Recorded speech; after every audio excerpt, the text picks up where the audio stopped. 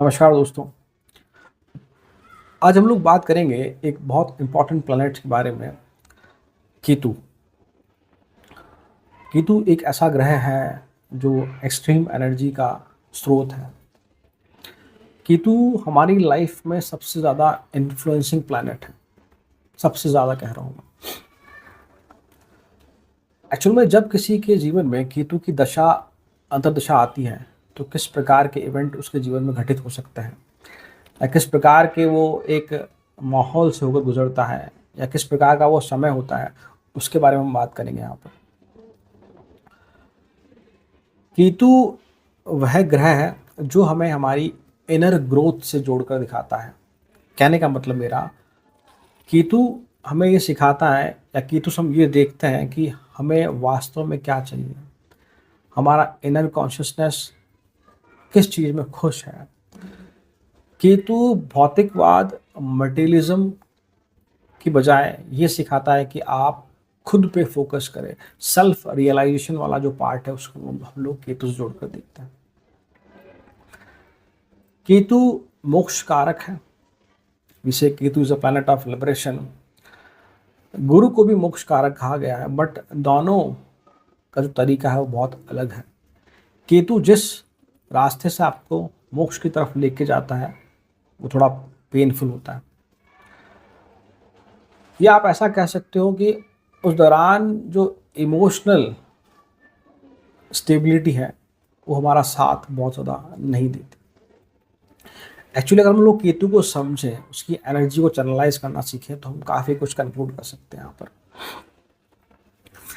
तो केतु का जो समय है 7 साल का, उस दौरान अलग अलग ग्रहों की अंतर्दशाएं आती हैं। तो वो जो समय है वो इतना फास्ट होता है कि आप एक अंतर्दशा से दूसरे की तरफ मुड़ते हैं, अपने आप को उसके हिसाब से सिंक्रनाइज करते हैं, वो समय बहुत कम है। तो हमें ऐसा लगता है, ऐसा प्रतीत होता है कि उस समय हमारे जीवन में बहुत सारी घटनाएं लगातार जल्दी जल्दी होती जा रही हैं। बहुत सारे सडन इवेंट्स होते जा रहे हैं। हमें ऐसा लगता है कि हमारे हाथ में कुछ नहीं, सब कुछ अपने आप ही होता जा रहा है। इसको हम ऐसे भी जोड़ सकते हैं कि केतु से पहले जो दशा अंतर्दशा है वो बुध की है।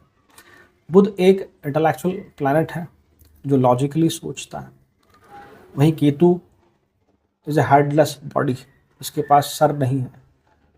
वो आप वास्तव में क्या चाहते हैं, आपकी आत्मसंतुष्टि क्या है, उस पर काम करने को आपको बोलता है। तो यही जो समय है कि हम बुध से केतु की तरफ एंटर हो रहे हैं, यहाँ थोड़ा हमें दिक्कत होती हुई देखी जाती है। जैसे ही केतु की महादशा में जो पहला पड़ाव केतु की अंतर्दशा आती है, उस समय हम लोग खुद से ही सवाल करते हैं, या खुद में बहुत सारे चेंजेस फील करते हैं। इमोशनली हो गया, सोशली हो गया, हमें बहुत कुछ देखने को मिलता है। अगर हम बात करें केतु, जैसे हमने कहा कि एक ऐसा ग्रह है जो हमें लिबरेशन की तरफ ले आता है। It is the most powerful energy of your chart. आप उसे डिनाई नहीं कर सकते। Ketu is a terminator, we can say. तो केतु आपके विचारों को शून्य से लेके अनंत तक लेके जाता है। मेरे कहने का मतलब, जैसे हमने कहा कि केतु मोक्ष कारक है, तो केतु आपके विचारों को जीरो से इन्फिनिटी, मतलब कि आप उस दौरान आपके साथ कुछ सुसाइडल थॉट तक भी आ सकते हैं। आपकी ऐसी मनोस्थिति भी हो सकती है कि आपको लगे कि अब ये जीवन मेरे लिए व्यर्थ है।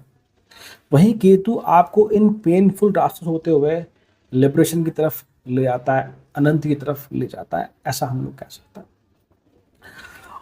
जैसा कि हमने कहा कि Ketu is not a planet वे बहुत सारे सडन इवेंट्स आपके जीवन में होते हैं। आप ऐसा कह सकते हैं कि उस दौरान आप सोचते हैं, आप करना चाहते हैं कि मैं मेरे करियर पे फोकस करूं, बट केतु आपको वो ना करके वो ये सिखाता है कि you have to focus on your own. आप सेल्फ रियलाइजेशन की तरफ जाएं, आप आध्यात्म की तरफ जाएं। वैसे प्रैक्टिकली ये कहना बहुत आसान है कि आप आध्यात्म की तरफ जाएं, आप खुद को खोजें, बट उस चीज़ को फलीभूत करना उतना ही मुश्किल है। इसलिए केतु जिस भी भाव में बैठा है आपके जीवन में, वहाँ आपको दिक्कतें आती हैं। आगे हम बात करेंगे उसके बारे में। केतु ये भी दिखाता है, हमारी जो कार्मिक डेट है उसको भी हम लोग केतु से देखते हैं, हमारे जो पेंडिंग कर्मा है उसको हम लोग केतु से देखते हैं कि उन चीज़ों को हम लोग कितना इजीली कर पाएँ, ये थोड़ा-सा प्रॉब्लमेटिक होता है केतु के टाइम में। तो इसलिए देखा भी जाता है practically most of the cases में केतु की जो महादशा, अंतर्दशा है वो समय थोड़ा-सा पेनफुल होता है। आगे हम बात करें केतु की बहुत एक सिंपल सी थ्योरी है, Ketu always believe in let it go, जो हो रहा है उसे होने दो, जो चला गया उसे जाने दो। ये बातें बोलने में बहुत आसान है, पर जब व्यक्ति उस समय दशा अंतर्दशा से जब गुजरता है उसके लिए वो उतना ही पेनफुल होता है। केतु की दशा अंतर्दशा के दौरान आपको फोर्सिबली कई बार का मजबूरीवश कह लो, आप किसी कारणवश बहुत लोगों को छोड़ना पड़ता है। बहुत लोगों से मतलब मेरा होता है कि आपका सोशल सर्कल हो, आपके कुछ बहुत क्लोज वन हो, आपको उनसे दूर जाना पड़ता है, ऐसी स्थिति बन सकती है। कई बार ऐसा भी होता है कि आपको फोर्सली किसी रिश्ते में बंधना पड़ता है।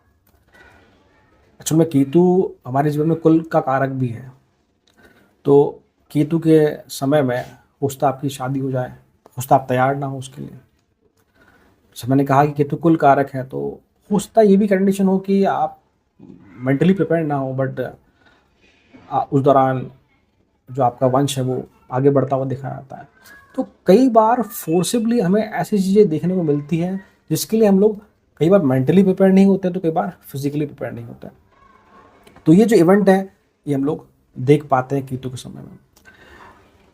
एक्चुअली केतु के टाइम में मेन दिक्कत या मेन प्रॉब्लम ये होती है कि हम लोग हमारे जो मैं इंटरनली और एक्सटर्नली खुद को कैसे बैलेंस करना है, हम अंदर से क्या चाह रहे हैं और बाहर की परिस्थितियाँ कैसी है, उसमें जो सामंजस्य है, उसमें जो इक्विलिब्रियम की बात की जाए, उसमें जो बैलेंस की बात की जाए, उसे बिठा पाना काफ़ी मुश्किल होता है।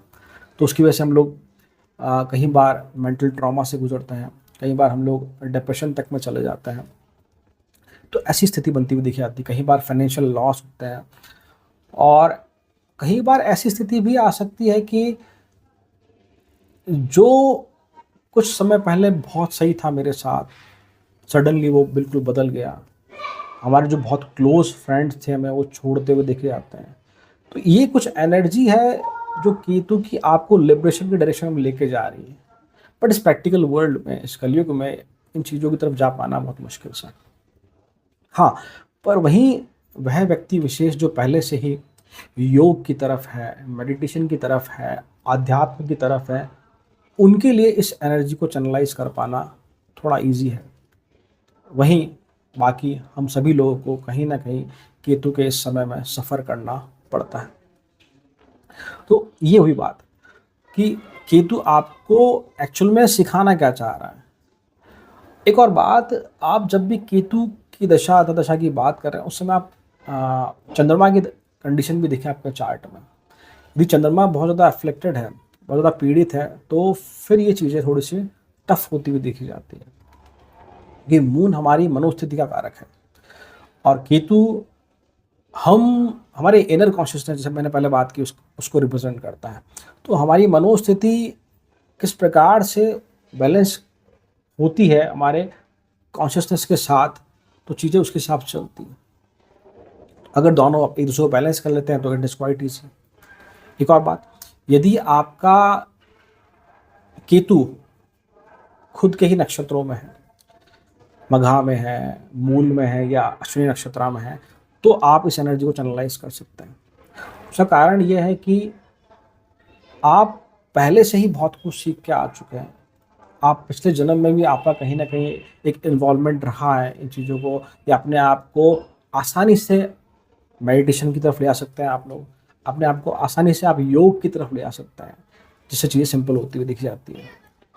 अगर आपका चंद्रमा भी अगर केतु के नक्षत्रों में है, मघा, मूल, अश्विनी में, तो भी आप चीज़ें चैनलाइज कर सकते हैं, एनर्जी को अपने हिसाब से, अपने अकॉर्डिंग एक डायरेक्शन में ले आ सकते हैं, ऐसा हम कर सकते हैं।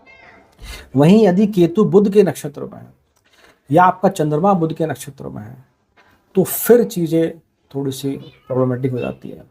Because mercury is not intellectual, वो प्रैक्टिकल ग्रह है, वो चीज़ों को प्रैक्टिकली एनालिटिकली सोचता है, देखता है। वहीं केतु आपका इमोशनल साइड, आप ऐसा कह सकते हो।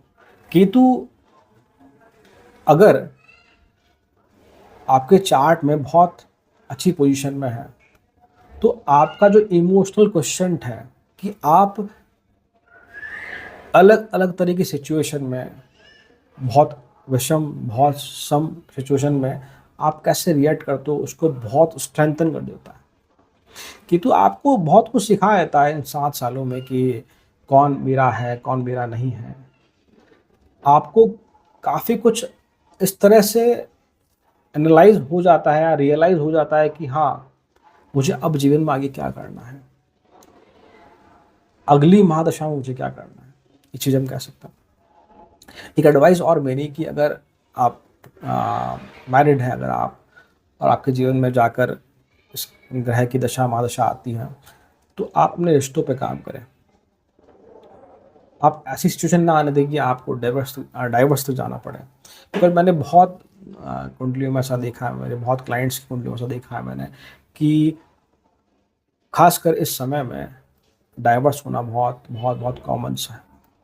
तो ये कुछ बातें हमें ध्यान रखनी होगी। वो हम बात करते हैं कि यदि केतु पहले भाव में है तो कंडीशन ऐसी बन सकती है कि आप बहुत ज़्यादा ओवर थिंकिंग करते हो, आप अपने आप को बिल्कुल आइसोलेट कर लेते हो, किसी से बात करना बहुत आसान नहीं होता आपके लिए। ये तो क्या सामान्य स्थिति है कि जब केतु की दशा चल रही है तो हम लोगों से घुल मिल पाना इतना इजीली नहीं होता हमारा, या हम लोग इतना इजीली चाहते नहीं हैं खुद से अंदर से। सप्तम भाव में केतु है तो पॉसिबिलिटी है कि मैरिज में थोड़ा स्ट्रगल होगा या सोशल रिलेशनशिप में थोड़ा स्ट्रगल होगा। 8th हाउस में केतु है तो आपका जो इंटरेस्ट है ऑकल्ट साइंस में, आप कह लीजिए एस्ट्रोलॉजी की तरफ या इस तरह की विद्याओं की तरफ बढ़ जाता है। इवन ये हम बात सबके लिए भी कह सकते हैं कि केतु की महादशा दशा में आपका जो कह सकते हैं कि जो इंटरेस्ट है उस डायरेक्शन में बहुत ज़्यादा बढ़ता हुआ देखा जाता है। आप इस समय में रिसर्च के फील्ड में जा सकते हैं या आप अपने आप को रिसर्च ओरिएंटेड डायरेक्शन में ले आ सकते हैं। आप अलग अलग टॉपिक पर रिसर्च करते हुए देखे जाते हैं खासकर इस समय। Actually Ketu is a headless body, तो उस समय में बहुत सारे फास्ट इवेंट होते हुए आपकी लाइफ में दिखे जाते हैं। आपके अच्छे दोस्त, क्लोज रिश्ते, आपके आपकी हेल्थ हो गया, आपकी फाइनेंशियल स्टेबिलिटी होती है, ये कहीं ना कहीं आपस में मिक्स हो जाते हैं। उसकी वजह से चीज़ थोड़ी सी बदल जाती है, विषम होती जाती है। आप समझिए कि जो भी आपकी लाइफ में इससे पहले इवेंट हुए हैं, इवेंट से मतलब जो भी आपके कर्मास हैं, चाहे वो अपने आपको अनएथिकल कर्मास हो या आपके कुछ पेंडिंग कर्मास है या फिर कुछ कार्मिक डेट है, उन सभी को ये समय फ़िल्टराइज़ कर देगा, या आप ऐसा कहें कि आपको प्यूरिफ़ाई करके एक नई दिशा में ले जाता हुआ दिखेगा। आप इस समय को ऐसे भी जोड़ सकते हैं कि इन 7 सालों के बाद स्पेशली आप अपने आप का एक नया वर्ज़न देखेंगे। आप उसको ऐसा भी कह सकते हैं कि आपका एक रीबर्थ होता हुआ देखा जाएगा। रीबर्थ से मतलब मेरा है कि आपको वास्तविकता से ये परिचय हो जाएगा कि भाई क्या सही है क्या गलत है, आप ऐसा कह सकते हैं। आप विचारों से अपने आप को बहुत ही फ्रेश महसूस करेंगे, या जो आपका थॉट प्रोसेस पहले था अब वो काफ़ी हद तक बदल जाएगा। आप रिश्तों को लेकर भी आपकी समझ बहुत ज़्यादा परिपक्व होती हुई देखी जाएगी इन 7 सालों में। In short, you get purified. आपको ये समय समझा देगा कि what actually your body want and what actually your soul want, कि आपका शरीर क्या चाहता है और आपकी आत्मा क्या चाहती है। उस पर जो आपको कन्फ्यूज़न था पहले या आप नहीं जानते थे, ये 7 साल या ये जो समय है वो आपको बहुत कुछ यहाँ सिखाता हुआ देखा जाएगा। अब हम बात करें कुछ प्रैक्टिकल रेमेडीज़ के बारे में। तो सबसे जो बेस्ट रेमेडी है कि इज़ चैरिटी। चैरिटी से मतलब मेरा ये नहीं है कि हमें बहुत कुछ दान पुण्य करना है। जो आपकी श्रद्धा अनुसार आप जो नीडफुल है उसकी आप हेल्प करें। आपके आसपास कोई लावारिश जानवर या पशु है तो आप उसकी मदद करें। और एक ये कि आपको आपके सराउंडिंग में कोई भी ऐसा व्यक्ति जिसकी हेल्थ अगर सही नहीं है, चाहे वो फैमिली में हो, चाहे आपकी एक्सटेंडेड फैमिली में हो, आप उसकी ज़रूर मदद करें। तो ये कुछ प्रैक्टिकल रेमेडीज़ हैं जिससे हम लोग जो हमारी लाइफ में हम केतु की एनर्जी को चैनलाइज़ नहीं कर पा रहे हैं। मैं ये नहीं कह रहा कि बहुत नेगेटिव है, मैं ये कह रहा हूँ कि उस एनर्जी को हम चैनलाइज़ नहीं कर पा रहे हैं, उसको चैनलाइज़ करने में हमें हेल्प मिलेगी। या आप ये कह सकते हैं कि इस रेमेडी की हेल्प से हम लोग इन 7 सालों में या इस समय में हम लोग इतना कुछ सीख जाएँगे, जिससे जो आगे आने वाली महादशा है, उसमें हम हमारे एक्सपीरियंस यूज़ करके आगे लाइफ को बहुत ही सुलभ बना सकते हैं। ऐसी स्थिति हम लोग बना सकते हैं। तो एक्चुअली ये हमने बात कही कि केतु के समय में आप क्या-क्या फ़ील करते हैं या आप किन-किन घटनाओं से होकर गुज़रते हैं। ये मेरी समझ थी, जो मुझे लगता था कि ऐसा मैंने देखा है। अगर आप इससे सहमत नहीं तो उसके लिए मैं क्षमा चाहूँगा। और अगर आपको वीडियो पसंद आई तो kindly do like, share, subscribe and thanks. नमस्कार।